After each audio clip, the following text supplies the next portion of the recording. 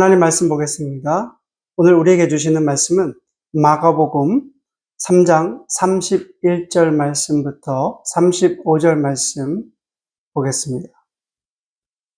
마가복음 3장 31절부터 35절 말씀입니다. 그때 예수의 어머니와 동생들이 와서 밖에 서서 사람을 보내어 예수를 부르니 무리가 예수를 둘러 앉았다가 여짜오되 보소서 당신의 어머니와 동생들과 너희들이 밖에서 찾나이다. 대답하시되 누가 내 어머니이며 동생들이냐 하시고 둘러 앉은 자들을 보시며 이르시되 내 어머니와 내 동생들을 보라. 누구든지 하나님의 뜻대로 행하는 자가 내 형제요 자매요 어머니이라. 아멘. 한 주간도 평안하셨습니까? 제가 밴쿠버에서 일본인 사역을 하면서 가장 많이 하는 말 중에 하나가 우리는 하나님 안에서 한 가족입니다. 이 말을 참 많이 합니다.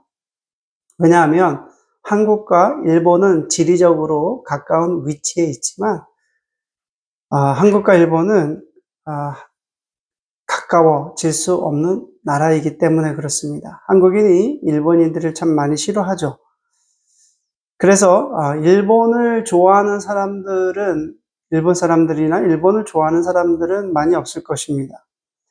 그래서 일본인들과 함께 지내면서 저는 이 말을 강조했는데 우리는 하나님 안에서 한 형제요 자매입니다. 이런 말을 참 많이 했습니다. 오늘 말씀을 통해서 하나님의 가족이라는 말씀을 나누겠는데요. 오늘 예수님께서 말씀하신 본문 말씀은 영적 가족에 대해서 말씀하셨습니다. 여러분들은 영적 가족을 어떻게 생각하십니까? 여러분이 출석하고 있는 교회, 내가 출석하고 있는 그 교회에 있는 성도들이 영적 가족이라고 여러분들은 믿으십니까? 여러분들이 교제하는 친구나 아니면 주님을 믿는 친구나 또 그리고 여러분들이 소속된 어떤 선교단체나 여기에 있는 모든 사람들을 여러분들이 영적 가족이라고 믿으십니까? 예수님께서 오늘 본문 말씀에 영적 가족에 대한 정의를 말씀하십니다. 네, 그런데 예수님께서 그렇게 말씀하신 배경이 있습니다. 그 배경은 이제 예수님께서 사역을 하시다 보니까 더러운 귀신 들린 자들이 예수님께 나옵니다. 그래서 그 귀신 들린 자가 예수님을 향해서 이렇게 얘기합니다. 당신은 하나님의 아들이십니다.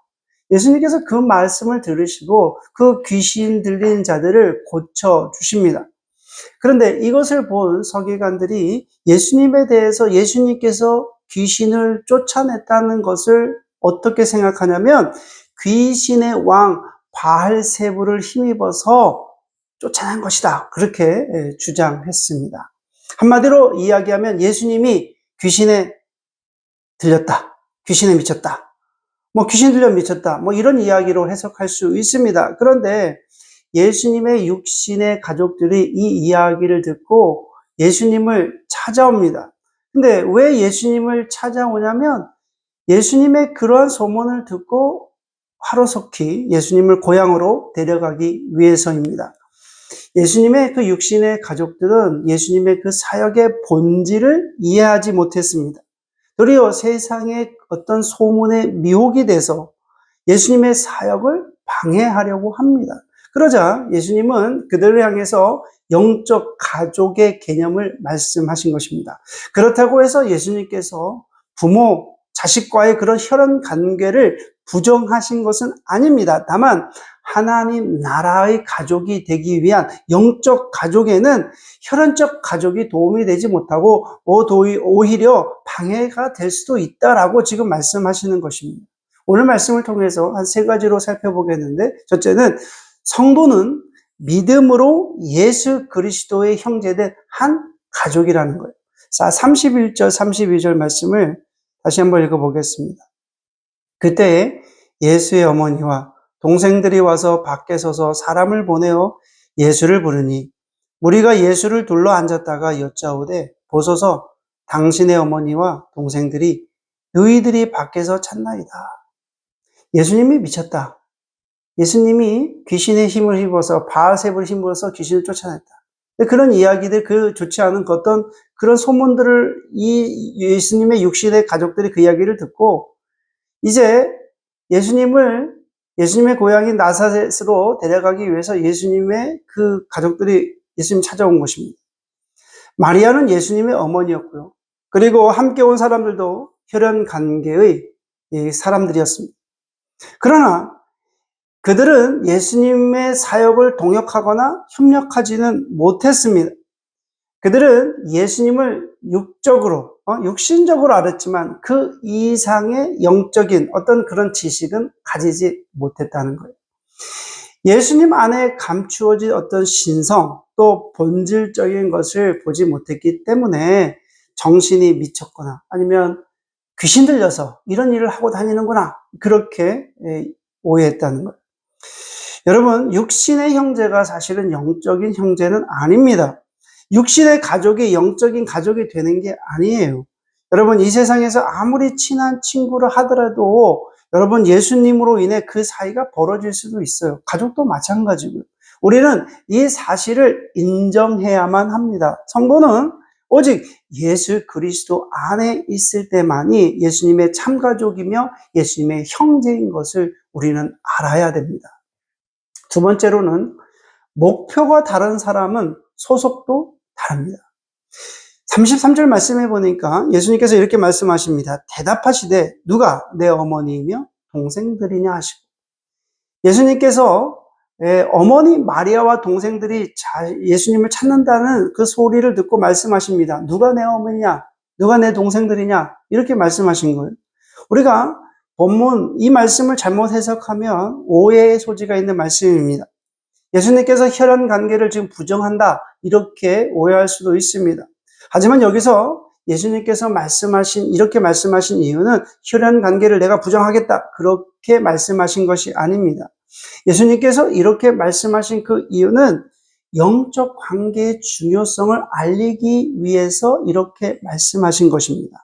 혈연 관계보다 영적 관계가 더 중요하다는 것을 알리시기 위해서 예수님께서 의도적으로 이렇게 말씀하신 것입니다. 여러분, 이것은 인생의 목표와 또 인생의 소속이 같기 때문에 이 세상에서 영적 가족이 가장 가까운 사이가 되는 것입니다. 여러분들의 소속은 어디입니까? 여러분들의 소속은 어디입니까? 여러분, 믿는 자, 예수 그리스도를 믿는 자의 소속은 하나님이십니다. 그런데 우리가 소속을 협소하게 생각하다 보니까 내 교회, 지역교회로 그렇게 생각하는 거예요. 그러다 보니 여러분, 내 교회, 소속교회를 넘어서 그러나 여러분, 우리의 소속은 내 교회, 우리 교회를 넘어서 하나님의 교회입니다. 성도의 소속은 모두 하나님이십니다. 우리가 이것을 기억하셔야 됩니다. 그래서 초대교회에 관한 기록을 살펴보면 사도행전 2장 45절 말씀에 이렇게 기록되어 있습니다. 또 재산과 소유를 팔아 각 사람의 필요를 따라 나눠주고. 여러분, 우리가 이렇게 할 수 있을까요? 지금도 이렇게 할 수 있을까요? 여러분, 우리가 소속감이 약해지고 또 세속화된 이 세상에 살다 보니까 내 소유가 점점 더 많아지고 내 생각이 점점 강해질 수밖에 없어요. 그러나 여러분, 우리가 그리스도 안에 있는 사람들, 그리스도에게 속한 사람들은 하나님 나라의 공동체라고 하는 그 동일한 목표를 갖게 되어 있습니다. 그러면 그 하나님 나라의 공동체라는 동일한 목표를 가지고 있으면 초대교회와 같은 이상적인 나눔을 할 수 있다는 것입니다. 제가 캄보디아, 베트남을 방문해서 처음 만난 캄보디아 사람들, 베트남 사람들, 그런 기독교인들을 보면 어떻겠습니까? 말이 안 통하죠. 문화도 다르죠. 또 여러분, 음식도 다릅니다. 다 달라요. 생김새도 다르고 다 다릅니다. 그러나 저하고 통하는 것이 있습니다. 저하고 통하는 것은 바로 우리가 그리스도입니다. 하나님께 속한 사람들이다. 하나님의 소속이다. 라고 하는 것이 공통점입니다. 예수 그리스도를 믿는 것이 결국 여러분 소속감을 갖게 해줍니다. 그러면 여러분 주님의 사랑으로 우리가 하나가 됐기 때문에 한 가족이기 때문에 무엇이든지 주고 나눌 수 있게 됩니다. 우리가 생각해 보십시오. 여러분 그리스도 안에 있는 사람들과 세상에 속한 사람들은 언제든지 충돌할 수밖에 없어요. 언제나 충돌할 수밖에 없습니다. 충돌하는 것이 자연스러운 거예요. 여러분, 왜 나만 충돌하지가 아니에요. 그리스도 안에 있는 사람들과 세상에 속한 사람들은 언제나 충돌합니다. 충돌할 수밖에 없습니다. 그리스도 안에 있는 사람들은 무엇을 하든지 궁극적인 목표가 하나님의 영광을 위해서 합니다. 그러나 세상에 속한 사람들은 하나님의 영광이 아니라 자신의 영광을 추구합니다. 그리스도 안에 있는 사람들은 보물을 하늘에 쌓아둡니다. 자신이 열심히 노력하여 번 돈을 하늘에 쌓아들고 선교비로 충당하고 헌금을 합니다. 어려운 이웃들을 도와줍니다. 어려운 선교사들을 위해서 헌금합니다. 저도 선교사로 살기로 작정한 후에 몇몇 분들이 선교비로 송금해 주십니다. 그런데 이게 얼마나 감사한지 그 헌금을 받고 있으면 하나님, 우리 집사님, 우리 권사님 축복해 주세요. 우리 자녀들에게 복을 주세요. 직장에 복을 주시고 건강에 복을 주시고 그 송금을 받을 때마다 얼마나 기쁘고 감사한지 하나님 앞에 기도할 수밖에 없거든요. 저도 이렇게 기쁘고 감사한데 하나님께서는 얼마나 기쁘시겠습니까? 여러분들이 하는 헌금은 하늘에 다 쌓입니다. 그러나 세상에 속한 사람들은 다 땅에 쌓아둡니다. 세상에 투자를 하죠. 집에 투자하죠. 코인에 투자하죠. 자녀에 투자하죠. 다 눈에 보이는 것에 투자를 합니다. 이 둘 사이는 공통점이 없습니다. 그러므로 그리스도 안에 있는 형제와 자매만이 영적인 의미에서 우리의 진정한 가족입니다. 세 번째로, 그러면 하나님의 영적 가족이 되는 유일한 길은 예수님에 대한 믿음뿐이라는 것입니다. 자, 34절, 35절 말씀을 읽겠습니다. 둘러 앉은 자들을 보시며 이르시되 내 어머니와 내 동생들을 보라. 누구든지 하나님의 뜻대로 행하는 자가 내 형제요, 자매요, 어머니이니라. 예수님께서 진정한 영적 가족이 될 수 있는 조건을 지금 말씀하신 것입니다. 그 조건이 무엇입니까? 그 조건은 그러니까 누구든지 하나님의 뜻대로 행하는 자. 그 조건이에요.